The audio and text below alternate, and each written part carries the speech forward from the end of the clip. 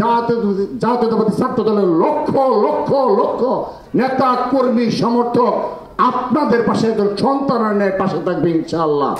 আমি কথা দিচ্ছি, এটি শুধুমাত্র বক্তব্য নয়, আমাদের ছাত্র দলের প্রতিটি নেতা কর্মী সমর্থকের হৃদয় থেকে উঠিত কথা, এটি কোনো বক্তব্য নয়।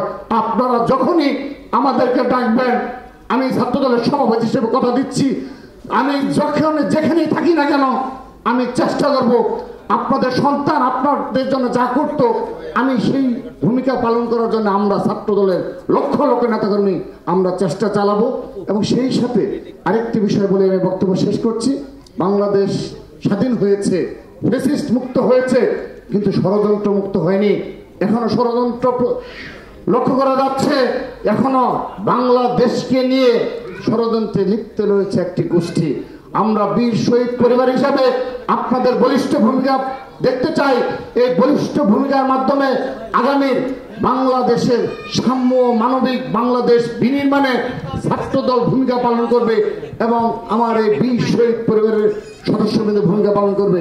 2024 সালে 16 জুলাই যখন আমাদের সেই শহীদ আবু সাইদকে হত্যা করা হলো এবং চট্টগ্রামে আমাদের ছাত্র দলের অন্যতম ছাত্র নেতা যুগ্ম আহ্বায়ক চট্টগ্রাম কলেজের ওয়াসিম আকরামকে হত্যা করা হলো, সেই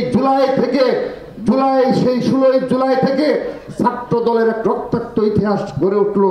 সেই 16 জুলাই থেকে ছাত্র দলের সকল পর্যায়ের নেতা কর্মী ও সমর্থকরা আমরা রাজপথে জীবনের মায়া ত্যাগ করে সেদিন এই বাংলাদেশ স্বাধীন বাংলাদেশ বিনির্মাণে আমরা ভূমিকা রেখেছিলাম। তারই ফলস্বরূপ পরবর্তীতে প্রতিটি আন্দোলন সংগ্রামে আপনাদের সন্তানেরা রাজপথে যুদ্ধ করেছে।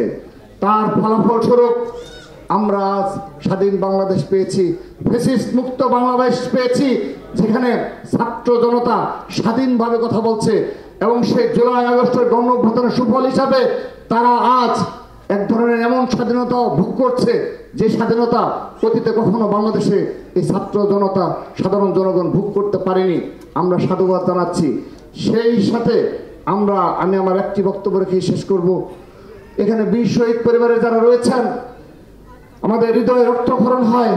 দেখুন, আমাদের সেই মাগুরা রাব্বি যার একটি সন্তান রয়েছে, রিপনশীল হবিগঞ্জের একটি সন্তান রয়েছে, এরকম অসংখ্য আমাদের বীর শহীদদের সন্তান রয়েছে।